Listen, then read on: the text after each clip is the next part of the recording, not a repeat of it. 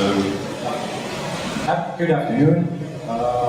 In this conference, we've already seen multispectral LiDAR and experiments to be used in some kind of IPC specification. And here, we'd like to ask, are they beneficial for pre-species specific forest inventories? Or more importantly, can we do better using either of these new data sources than the data sources that we are using? As we know, predicting standard use by pre-species is an important task in forest inventory. It usually cannot be done using only one remotely sensed data. We can't use it. We can't classify pre-species using only LiDAR or only aerial images. Well, we can, but it's highly unreliable. So usually LiDAR and aerial images are being used simultaneously together and merging the data sources. However, problems can happen when you combine data sources, like undesirable effects due to errors in co-registration. Quite recently, Multispectral Airborne LiDAR and stereo matching have been proposed as these sort of single sensor solutions to this multi-sensor problem. Let's first define what is the single sensor solution. It's quite simple. It's structure and optical information from a single instrument, not a unit of instruments or a system of instruments. It's like a single sensor. So the research question is quite simple. Can we use multispectral LiDAR or stereo matching as a standalone data source for pre-species specific forest inventory? I was kind of hoping that someone would have already explained the Titan system, but now there was one poster, but no one has really explained the Titan system. So this is what I have.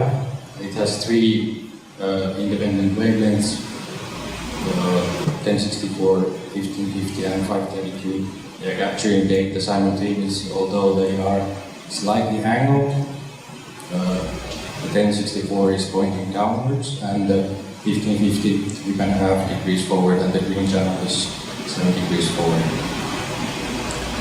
Flying altitudes are quite limited because the beam divergence of the green channel is twice as large as the other two channels, so there's less power per pulse.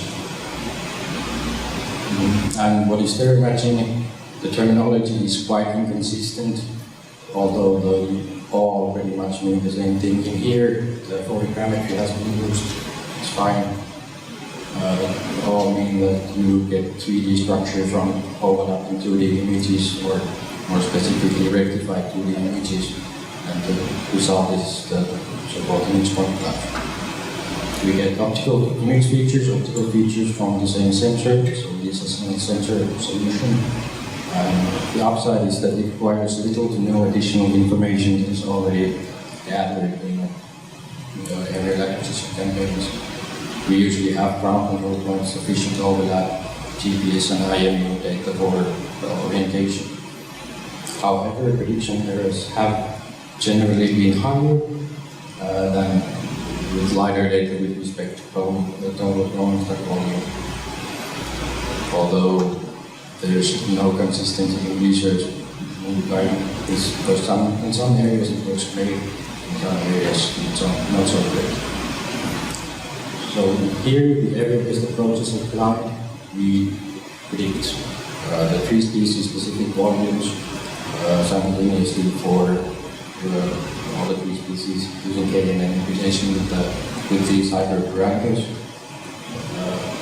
We used 10 features were selected. The feature space is quite large, so we had to use some heuristic approach, so we chose simulated learning. And because we are using heuristics, we can't really rely on a single iteration of the feature selection, because there's variance in the inherent with the heuristic approaches. So we calculated the predictions over a number of iterations of feature selection, so it's kind of an example prediction system. The prediction errors were just in the RMSE. Here are the features. The category 1 features are quite familiar for anyone who's familiar with ABA, but the second category features are more specific to this paper. They are the category 1 features. They are multispectral LiDAR features that are calculated separately for each channel, and category 1 features calculated for ratios of different channels, and category 1 features calculated from a combined set of reports from different channels. The last ones are just optical image features. They use collinearity equations to assign the dn value of the images to points. We had about 600 training plots, or whatever you want to call them, in case of KNN, and then 111 validation plots. So we had independent validation data. And because the validation plots were so large, and we measured or determined the location of each tree within the larger plot, we subdivided into smaller 15 by 15 prediction units. And the predictions were first calculated for the smaller prediction units, and then finally aggregated to the larger level, 30 by 30. This sort of simulates the actual application of ABA and forest inventory, although in reality the 30 by 30 would be much larger. So, in summary, we are comparing the prediction errors of three species-specific volumes using only the structure, left side, and then the structure and optical features. And we had two different single wavelength LiDAR systems, LiDAR data leave on and leave off. So, a bit of a disclaimer, the leave on is just the 1064nm channel of the LiDAR system, but the leave off is different sensor. We can a bit later look at it. And specifically, we are interested in how the number 5 and number 8 compare with respect to one another, and to 2, 4, and 6. So, here are the results. As expected,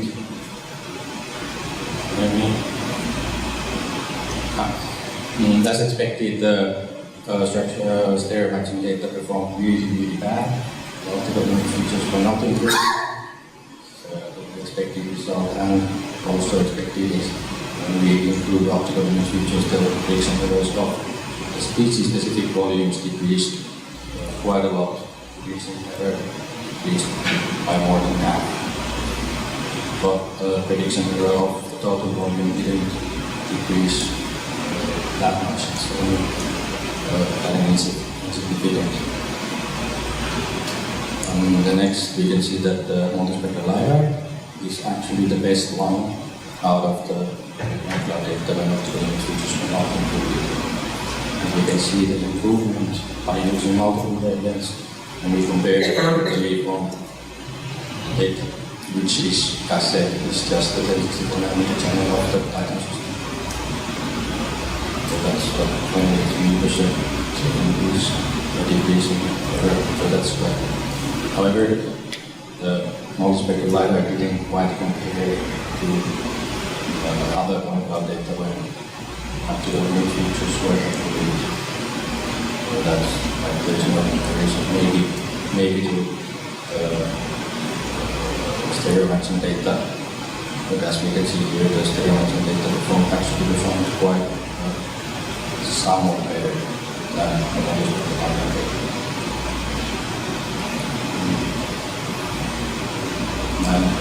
Well, in conclusion, multispectral LiDAR is not as good as conventional LiDAR and optical data, but much better than leave-on and somewhat better than leave-off LiDAR alone. It's like 5% better, so that's different than that. Why we used only intensity range correction? some issues with that, or should be correct the intensity some other way in incidence and correction. Because the beams are a bit angled, so no target is observed at the same time from the reach angle at the same time. So is that a problem? If we have calculated better features, features some indices, or is it because the point density of the beam channel is much lower than the other ones? And would leave off multispectral LiDAR will be more suitable as in Finnish conditions the leaf of LiDAR is generally better in species, specifically on the and as expected, stereo matching performed okay in species-specific region, but underperformed with respect to compared to LiDAR. Because of inconsistent structure, how, for example, the sunlight interacts with the camera differently in different